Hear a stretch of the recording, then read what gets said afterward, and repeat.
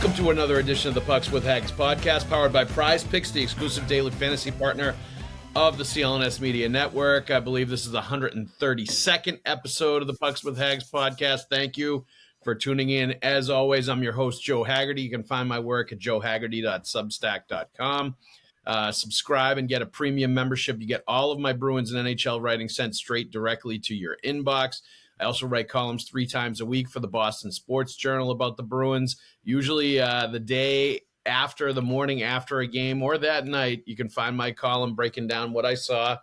So check out bostonsportsjournal.com to read all about that. And also check out, Greg Bedard, Mike Giardi, a host of talented people covering all the sports at bostonsportsjournal.com. So check that out there. With me today, longtime friend and colleague, Mick Colageo. Mick, please tell everybody where they can find your work, my friend. Rank Wrap blog, I link to it on X and Facebook, and I also write seasonal issues of the Hockey News, and I'll have the article on Brad Park and the upcoming Tradition from the Sports Museum, the event program. Great time interviewing the old timers for that one. It was great. Great week. Awesome. Tradition is a great event. Brad Park is an outstanding person and personality and great storyteller. It was fun talking to him the morning or the afternoon after they were at the Kowloon last year during the centennial celebration. And then they were at the Garden afterwards. They were reliving old memories of when they used to go to the Kowloon quite a bit as players in Boston. So that was pretty fun. Brad Park's a great guy. Brad Park's the guy who everybody's there in black tie and he shows up in a windbreaker. We are. And I appreciate that. He's old school. He's like an old school hockey guy that I love. Guys like that I could listen to all day long. I love talking to them and mad respect for how great they were as players, too, back in the day. Brad Park was an outstanding defenseman. Let's thank our sponsors. Talking of outstanding stuff, Prize Picks. Download the Prize Picks app today and use the code CLNS and get $50 instantly when you play $5. That's code CLNS on Prize Picks to get $50 instantly when you play $5. You don't even need to win to receive the $50 bonus. It's guaranteed. Prize Picks, run your game. Let's also thank Game Time. Right now, the NBA and basketball is getting cranked up. Take the guesswork out of buying tickets for the hoops, for the Celtics with Game Time. Download the Game Time app, create an account, and use the code CLNS for $20 off your first purchase. Terms do apply, but again, download Game Time today. What time is it, Mick? Game Time. Game Time is right. Thank you, Game Time. All right, let's get into it, Mick. Boston Bruins. We will break down a bit of the game on Monday afternoon, a bit of what's going on with the Panthers and the Bruins twice in 4 games to start the season, and just a more general, sort of thoughts after the first 4 games, because there's been some interesting stuff to pick apart, to complement, all that stuff. But right out of the gate, Mick, 4-3 loss, Bruins to the Florida Panthers. They've lost twice now in 4 meetings. They don't play them again for a while. This was a more competitive game, I thought, than the first game, obviously. But I think there's some issues here with this Bruins team. And the biggest one, and I think Jim Montgomery talked about it after the game was over, and this has been the case under Jim Montgomery, I hate to say, for all 3 years that he's been the coach, lack of discipline on this Bruins team. Taking bad penalties at bad times, a lack of discipline when it comes to sometimes being where you're supposed to be on the ice at certain points and making good decisions as far as line changes, making good decisions as far as not taking a too many men on the ice penalty. All that stuff is all discipline in all different facets of hockey. And there's been a lot of issues with that over the last 3 years and a lot of breakdowns that come as a result of that. And in this game against Florida, they took some penalties that hurt them. They made some mental mistakes that hurt them, no doubt. But I point to, and it was funny, Jim Montgomery really talked about it after the game, and I looked it up after the game was over, and I wrote about it. 26 minor penalties for the Bruins through 4 games. Leads the NHL by a wide margin. The only other team that's even close is Florida with 19, and that's because I think Florida and the Bruins have had 2 games where they've taken a lot of penalties, 2 intense, hate-filled games where there's been a lot of penalties. But, aside from Florida, Boston has 10 more minor penalties than anybody else in the NHL right now, a ton more. And some of them have been like just dumb penalties. I think to the Charlie McAvoy throwing the net off the moorings, there was an obvious penalty that they were going to call delay a game there when he did it. He didn't even try to hide that he was doing it. He just basically took the penalty. That play where Brad Marchand fired the puck into the netting in the offensive zone, that I know that's a new penalty this year, I guess. But still, like, I still don't understand what the hell he was doing when he did that, because he looked like he obviously fired the puck into the netting when he was carrying the puck in the offensive zone, and I don't know why he did that in a million years. But those are ones that stuck out in my head, like, what is going on here? The one from the game against the Panthers on Monday, Pasternak gets hit by A.J. Greer from behind, probably should have been a penalty. Pavel Zacha does the right thing, responds, drops the gloves with Greer. They both go to the box. But then in the aftermath of that, the temperature obviously went up in the game.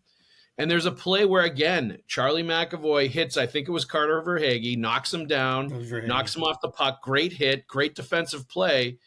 And then he doesn't stop. Then he decides he's going to cross-check him 4 or 5 times and keep cross-checking him until the ref finally says, okay, I guess I have to call a penalty here. And the Panthers immediately go on the power play and score a goal there. Like, that's a dumb penalty, a very ill-advised, undisciplined penalty. I think we see that a lot with McAvoy, where I love his physicality. I love that he plays with an attitude. I love that he tries to take it to the other team.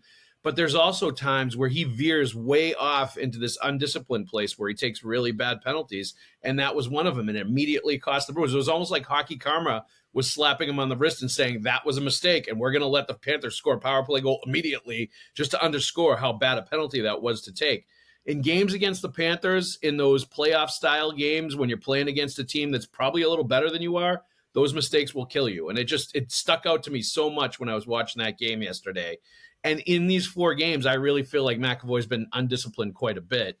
That this is a recurring problem with the Bruins under Jim Montgomery. And this is probably one of the issues that Bruins management looks at Montgomery as the coach and says, can we continue to live with this? Because we see the same kind of problems and issues with him as the coach. That depends on whether you win. And I do think that this is a work in progress, where the Bruins, who have been losing every year in the playoffs by teams out-muscling them, are determined not to be that team anymore. The transition is messy. And I think a lot of guys as individuals and the Bruins as a team have a lot to figure out here. And it may not happen in a matter of a week. It may be something that, what I would hate to see is for them to abandon and say, oh, we're really not good at that. We better just go back to being a smart hockey team. Well, they can't. Personnel-wise, they can't make that switch now. They've gone big, physical, strong. Like, they cannot. There's really no going back. And I don't think that's a solution anyway. I think that would be defeatist.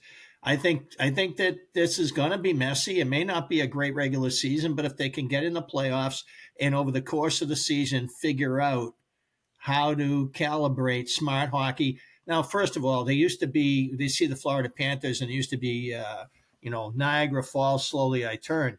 Now they just see red. That's a great Three Stooges reference, by the way, Mick. I appreciate it. Now they just see red. And they have no composure at all when they play these guys. I find it funny.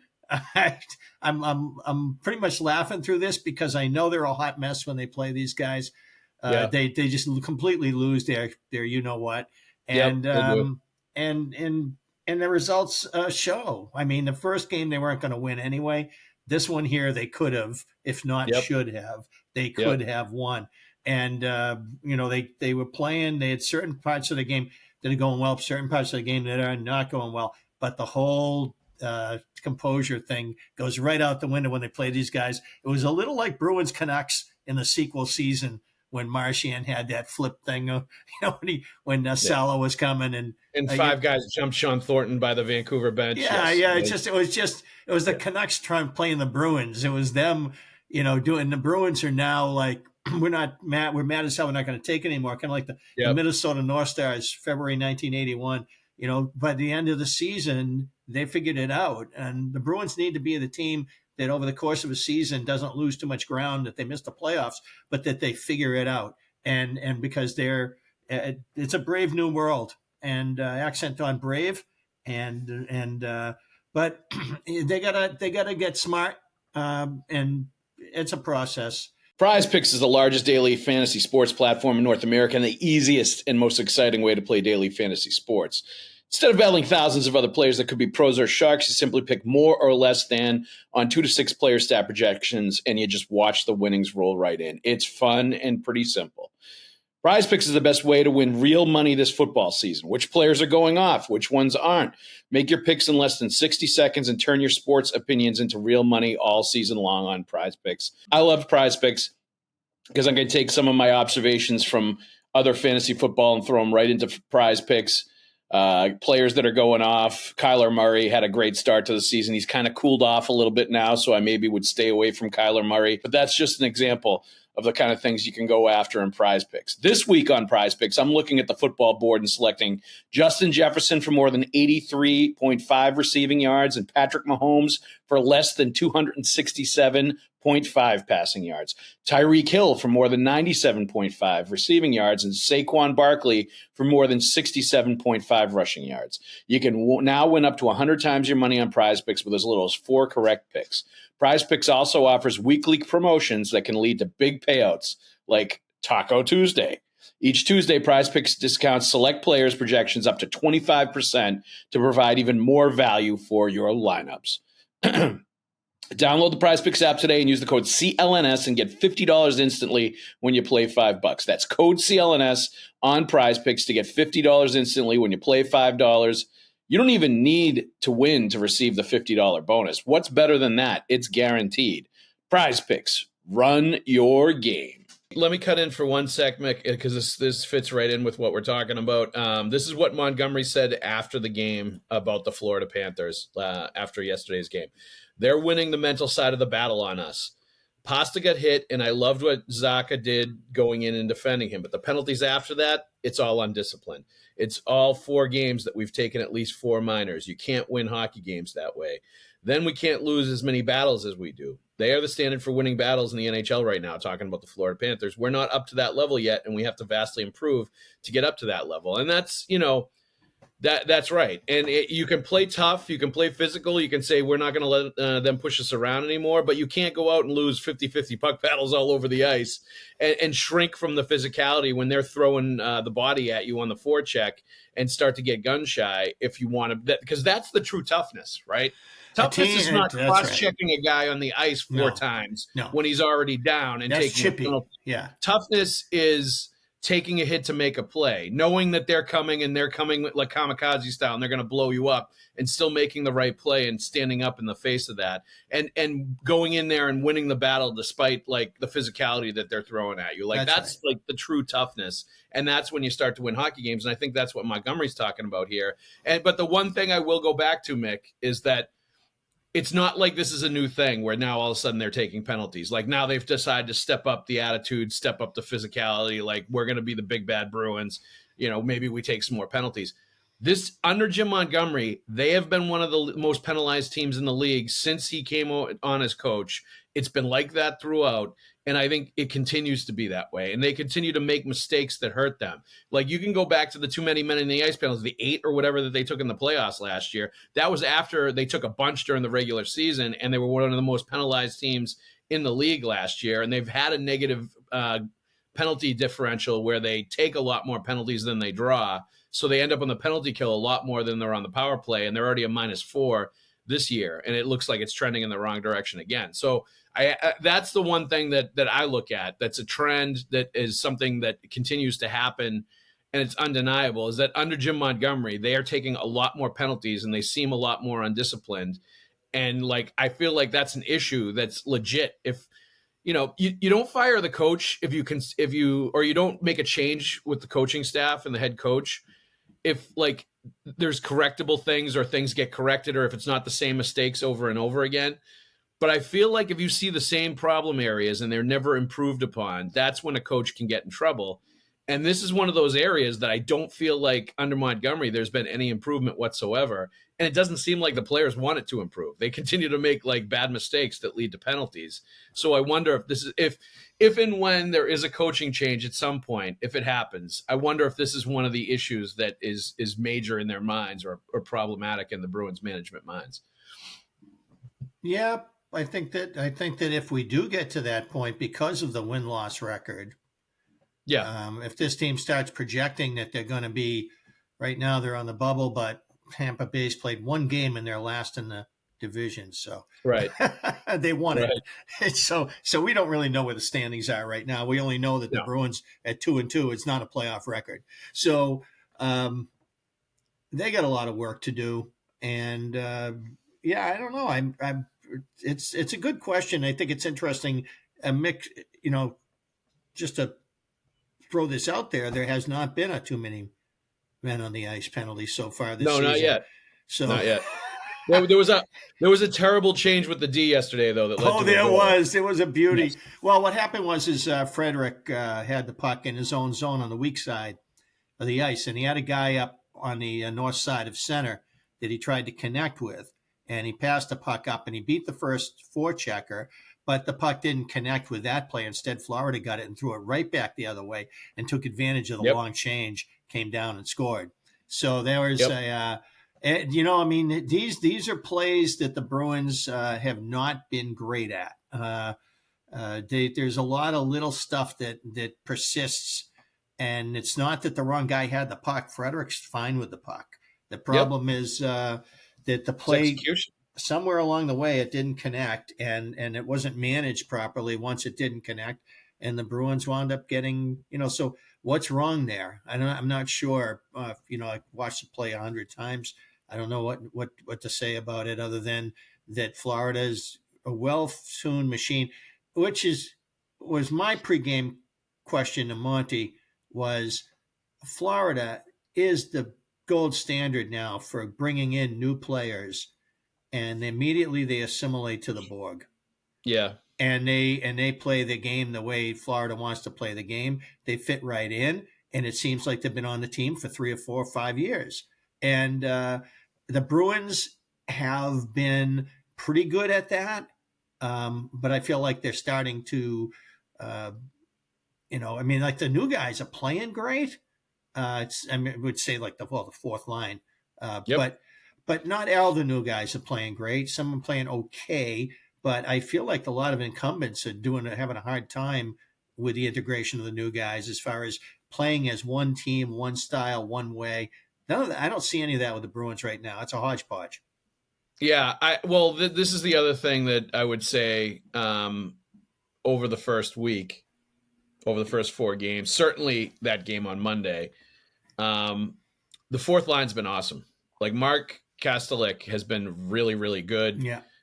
He took a really solid preseason performance, body of work, and took it right into the regular season. Had 3 assists in that game yesterday. Like the fourth line with Cole Koepke and Kastelik and Johnny Beecher, I think has been excellent. Excellent. Like just excellent every game. A couple games they've been their best line. They've been their most effective line. Yeah, which is not a good reflection on like some of the top lines with the high money players on it. But it's a great reflection on Kastelik being a guy that they got good value in him in that Linus Ullmark trade and getting him from Ottawa. And I think he's a guy that as long as he stays healthy, I think he's going to be a factor all year. He's going to be a guy that can, do a little offensively in the fourth line role, is in the middle of everything physically. Really will throw his body around and plays in the style that a lot of the Panthers do and the way that the Bruins want to play more of. He brings that. He brings that attitude and that ability to do it and that willingness to do it. And you can see the strides that Johnny Beecher has made in his second year as far as using that speed a little bit more, carrying the puck a little bit more, like carrying the puck hard to the net a little bit more. He's better when he plays with guys like him. Oh, yeah. And Cole Koepke, I think, is a really good, a great find, another player that was buried in another organization that the Bruins identified, brought him in, and I think his speed and the ability he has to do a little bit offensively as well, while being willing to play in sort of a frenetic fourth line style with that speed and the tenacity, even though he's probably a little bit more of a skill guy. and the fact they all have good size. Like, I think it's giving the Bruins a fourth line that I think has a chance to be their best fourth line in a while, like in the last 5+ years, given what we've seen early, if they can stay healthy. Yeah, that's a tough thing to sustain, and it also makes you wonder that if things don't improve through the middle of the lineup, it's pretty clear that Monty's leaving Lindholm, Zacha, and Pasta intact for now. Yep. But clearly we saw a major shakeup on lines 2 and 3 yesterday.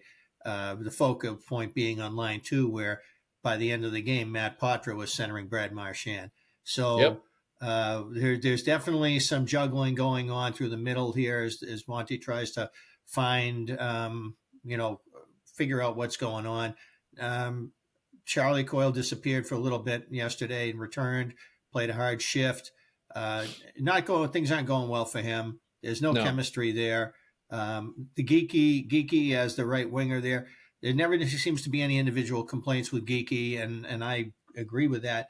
The only thing is that right now it's not working. So where do you go from here? Maybe this is, we all knew there would be a revolving door at right wing here. What I did not see coming this soon was that not until Poitras played a couple of really good games that it started realizing here that Monty might do a switch like that and separate Coyle and Marchand and put Poitras there and see what happens. And then sure enough, it happened yesterday. So a lot to watch there as the Bruins go on this road trip to see what he does. Yeah. No, definitely. But bottom line, yesterday, Pasta 2 shots on net, Marchand 2 shots on net, Elias Lindholm 1 shot on net. Not enough from the best players. Not enough to beat the Florida Panthers. They had to be better. They had to be more impactful. They weren't. The fourth line was on the ice for 3 goals at least, or all 3 goals, I should say. Kastelik got assists on all 3 of them. Defenseman got 2 of the goals. And up and down week and game yesterday, frankly, from the young guys, phenomenal, outstanding 3-on-3 overtime goal to win over the weekend with Pastrnak out there with Poitras and Lowry, just all kinds of skill, all kinds of great vision, playmaking. Mick, I'll tell you, as soon as that threesome came on the ice in the overtime and I saw the way they were skating with each other, I said, this game's over. They're going to score in this game. So you could just tell right away, the way they were all playing off each other, that they were going to score and it was going to be the end. And it turned into a give and go between Pastrnak and Lowry after Poitras. I thought the young kids were getting kind of gassed on that shift. And they were. Poitras gave him the puck and got off the ice. He was at the very end. He was gassed, for sure. So I thought that somebody's scoring here. I didn't realize it would be the Bruins, but I should never tell Pasta. Yep. All 3 of them, though. I think you put a finisher like Pasta and a guy that thinks the game like Pasta with those 2 kids that see the ice really well and want to make plays. You're going to have a lot of – I would like to see that threesome a lot more in 3-on-3 OT because I think I would like to they won't give up the puck, which is the name of the game, and 3-on-3 overtime is holding on to the puck, and they do that really well. And they see the ice so well, and they think the game kind of the same way. I think they're going to be really dangerous. Of course, they're going to give up a goal every once in a while because they take chances. But I think that's something I want to see a lot more of in 3-on-3 OT, which traditionally the Bruins have not been great in over the years. I would like to have seen more of Lowry yesterday when they were desperate to try to tie the game up at the end. Instead, Lindholm was the guy trying to outleg people. And he plays a lot of minutes. He's not as fluid a skater as Lowry. Yep. So as a result, Lindholm had a hard time trying to be that defenseman who's going to go back, retrieve the puck late in the game, and try to turn it up ice and make something happen. It just wasn't there for him yesterday. Lowry seemed to have the juice. It would have been nice to see if that didn't work out. I understand why the deference works the way it does. You got to go with a veteran, a proven guy. But now that you got a rep like that in there, hopefully now going forward, they can look at Lowry more in that kind of role. You know what team Boston sports fans are most excited about this time of year right now? It's not the Patriots, definitely not the Red Sox. I mean, there's plenty of Bruins fans that are very excited about the Boston Bruins, but I've got to tell you, I think the team that everybody's most excited about is the Boston Celtics. They're excited about NBA hoops coming back. they're excited to go to the Garden and watch the Celtics play, defending that world championship and watching Jaylen Brown, Jason Tatum, and all of those guys that they've loaded up on their roster. And you know where the best place to get Celtics tickets is, to get tickets to the Garden to see basketball games? It's our friends at Game Time. Yes, Game Time takes the guesswork out of buying tickets by using the app, by getting your tickets through the app. It's the most exciting time of year for a basketball fan.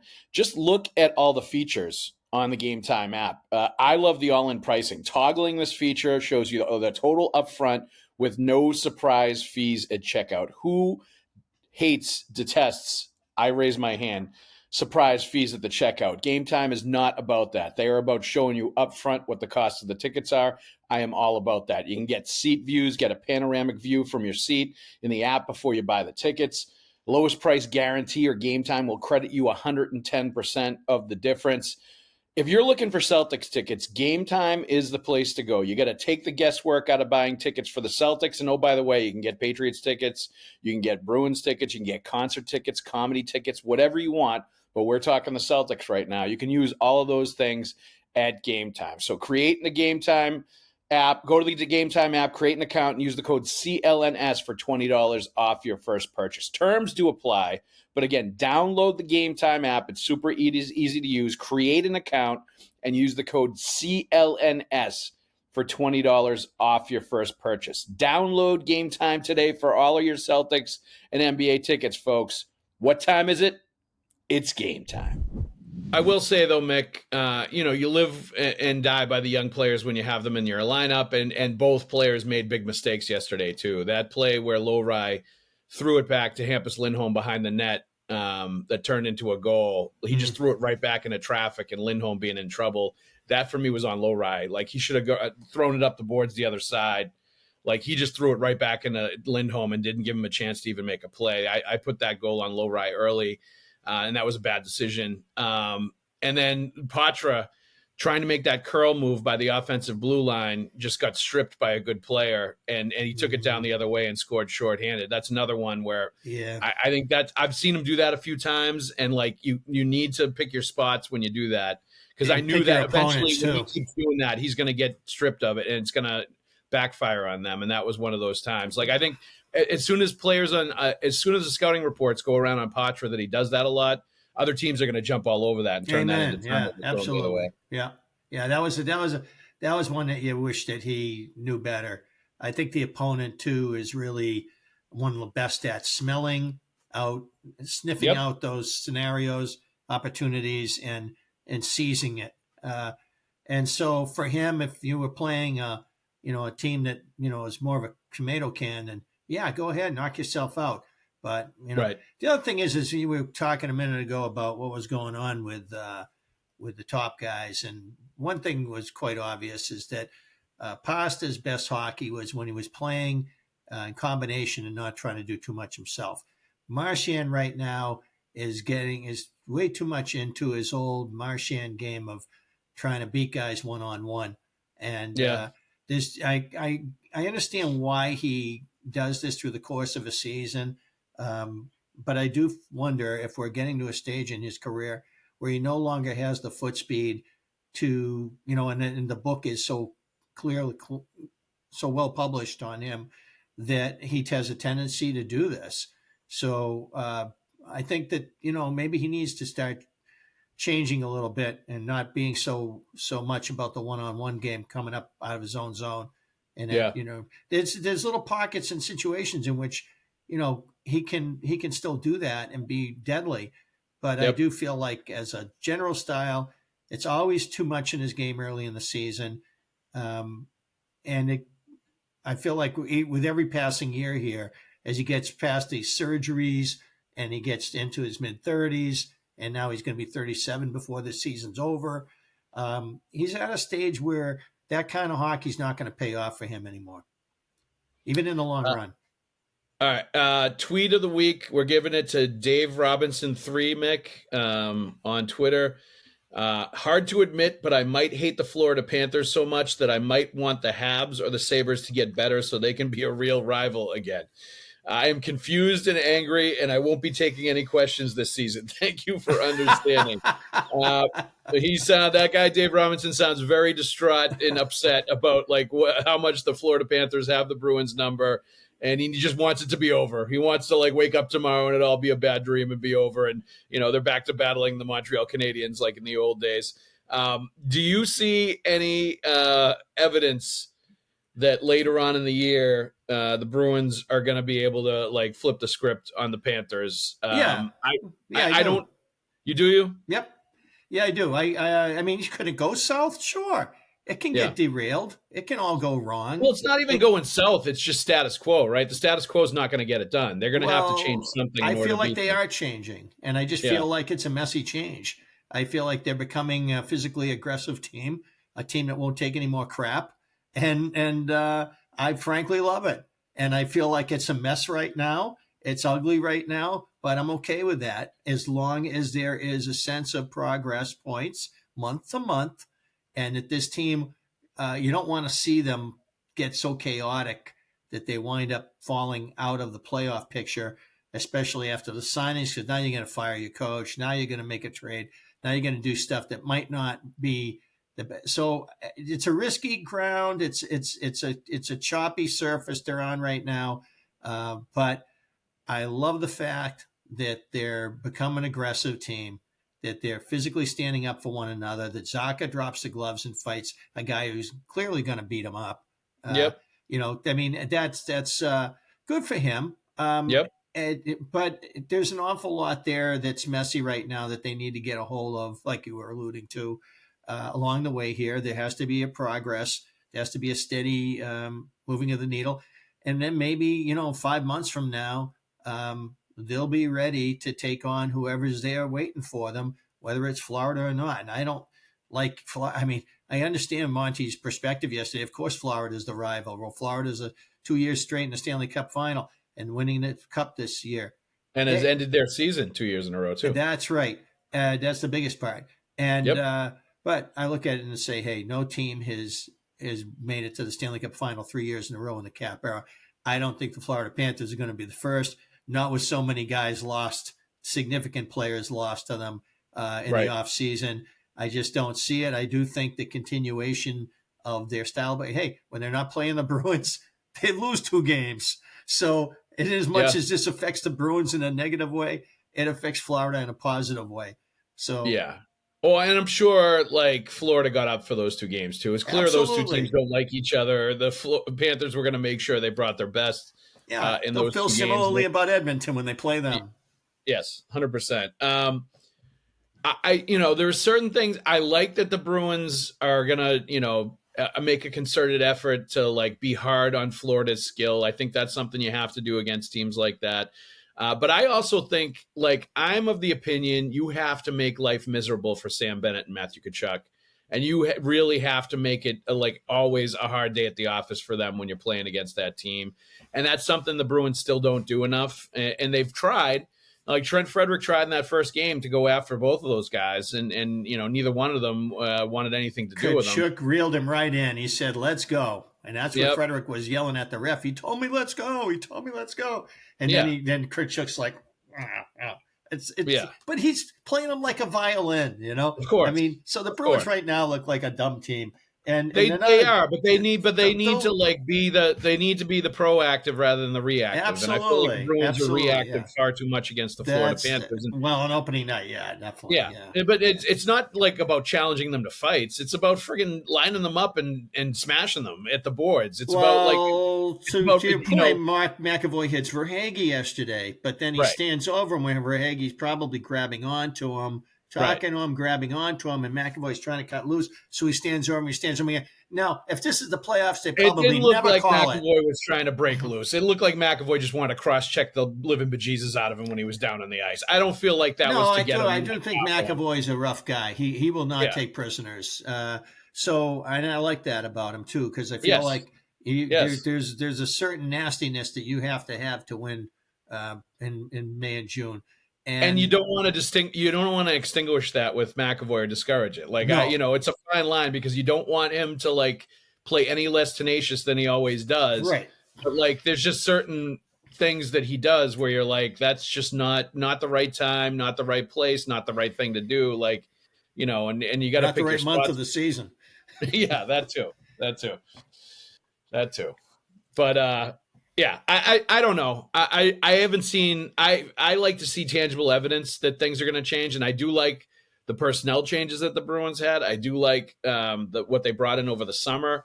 I think you've seen in the other two games like some really good evidence of like how effective they can be, especially against every team not named the Florida Panthers. They look like We're a about playoff to find team. out. Yeah, but they look like a playoff team. They look legit. Like, I like what I've seen. But I have not seen any evidence that anything has changed with the Florida Panthers. I have not seen any evidence that things are going to be different in the spring when they play each other in the playoffs again, which they inevitably will.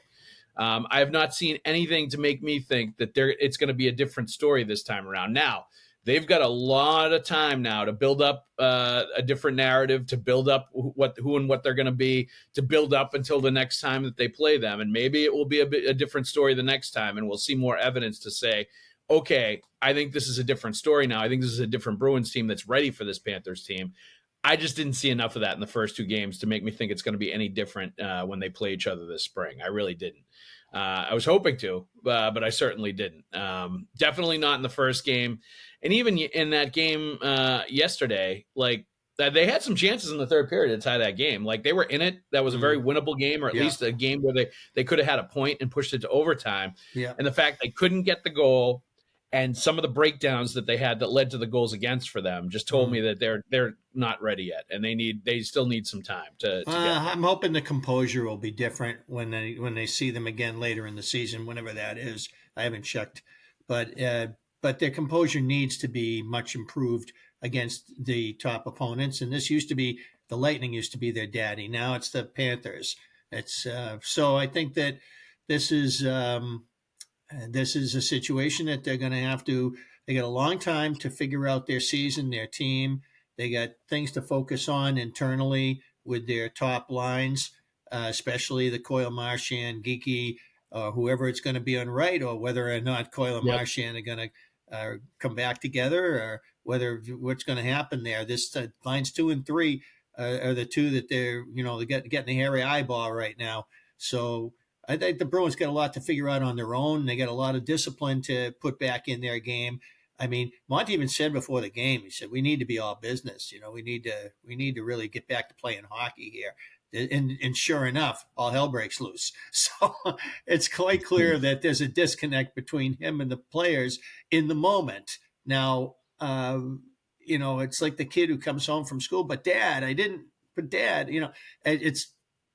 that it's good for them not to see them for a while and get the chaos, get the white noise out of their head, and just get back to being who they are and find their identity. Something Monty says he hopes that everybody will understand what that is by Thanksgiving.